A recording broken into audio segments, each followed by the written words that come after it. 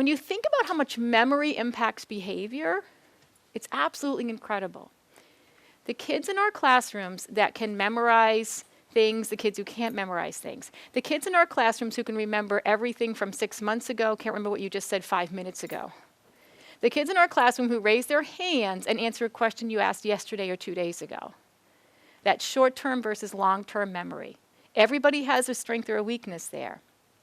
And when we can't remember something, what happens to your behavior?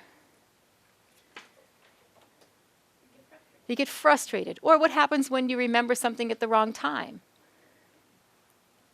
You get distracted. All right? So retrieval and recall. You've got something in your head and you can't get it out.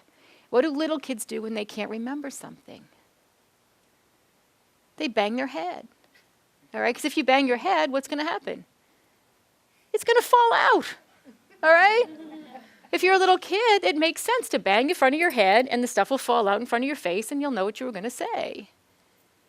For the power of the internet, when we don't know something, yesterday I was driving over here and I couldn't remember the town next to another town and I just kept sitting there. I was driving. And the most frustrating thing for me is that I could not pull out my phone and Google search it.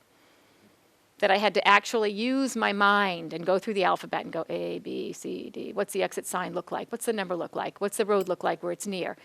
All those skills that we forget how to use because it's easy for us to just Google search it. Thanks for watching, and I hope you found this video helpful. If you did, make sure to like and subscribe so you never miss another video. I speak and consult on school behavior, and I love to help districts solve some of these problems. See you next time.